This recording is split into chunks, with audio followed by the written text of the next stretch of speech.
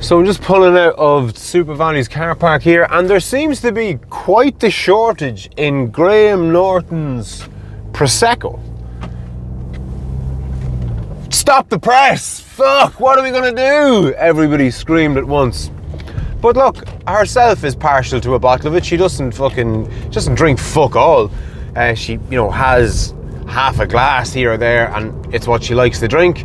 And I was trying to fucking get it, but fuck me, it's sold out in Tesco, in SuperValu in Johnstown, and in the SuperValu there on the Commons Road. And I tried O'Brien's off license, and they don't fucking have it. But interestingly enough, even though they don't have it, the guy behind the counter, who was quite helpful, said that Tesco and SuperValu definitely stock it when they have it, but that he's heard that it's regularly out of stock, which is a weird one because, like, on one hand you might say, look, he was inundated with sales, he's a very popular kind of character, presumably he's promoting it on his show, which is insanely popular, I believe. And maybe he just can't keep up production. Maybe him and the wife out in the shed at the back of the house just can't make enough bottles for all the people to fucking drink. But that's obviously bollocks, because he doesn't as fuck even know how to make the stuff.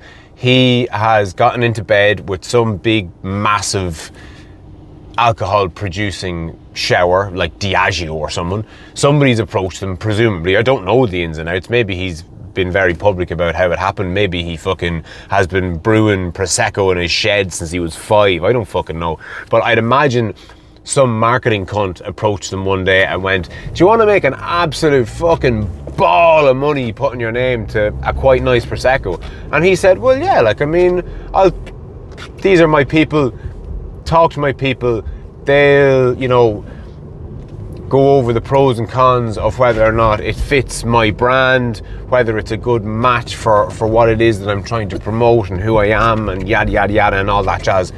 And whoever he got to vet it said, yeah, do you know what, it's a no-brainer, but you'd want to be making X amount per bottle. There'd want to be a guaranteed sale of X amount of bottles per month. If it goes above that, you want a certain percentage. You'll commit to plugging it X amount of time to X amount of millions of people and all the rest of it. And Robert's your father's brother. Boom, fucking sorted. He does fuck all. The company that makes the stuff, like, that's what they do. They make the stuff, so it's not a big ask for them to make more of the stuff. And this is something that I've spoken about on the podcast before. I've mentioned the podcast a couple of times in these videos. So Off the Lead is the name of this YouTube channel, but it originally started as a podcast. The tagline being not just a podcast, because it's a YouTube channel and God knows what else it will evolve into. Hopefully a book, hopefully an album, hopefully God knows fucking what. Speaking of God knows what, merch is something that I am keen to start flogging to the people who support me. So over the years I've dabbled with Patreon and different things, and people have been fucking super generous. I've made a few pound from people essentially donating or gifting me cash via Patreon, which is fucking class. It's such a good business model, but I don't want to get distracted. I want to keep on the whole Graham Norton. I want to actually keep a thread in this episode as opposed to the last couple, which have been mad rambly.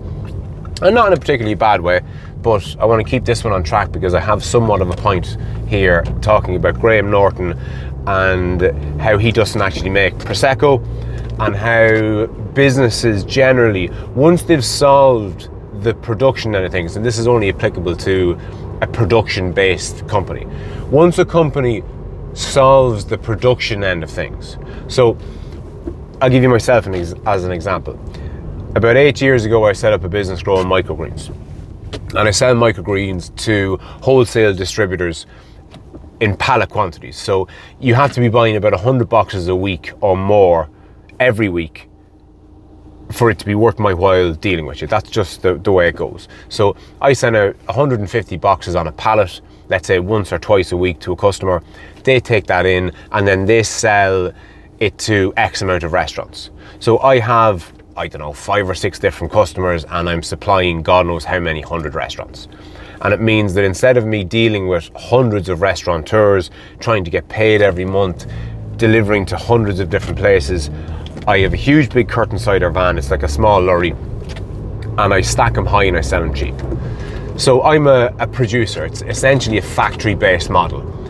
We have, as near as makes no difference, a kind of a production line type of a business.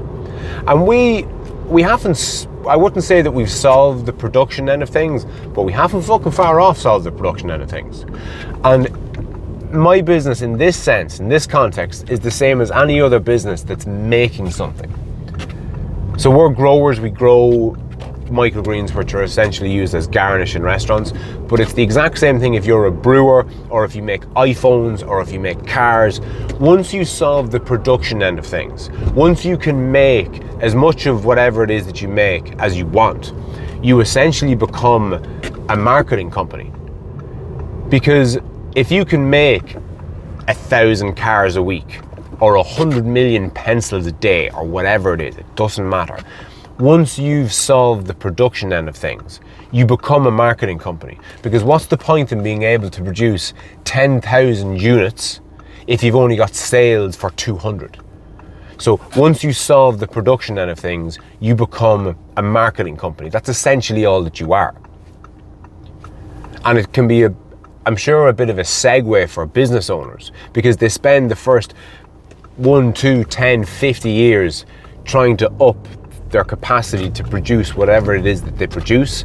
And once their capacity to produce outstrips their sales, all of a sudden, I suppose typically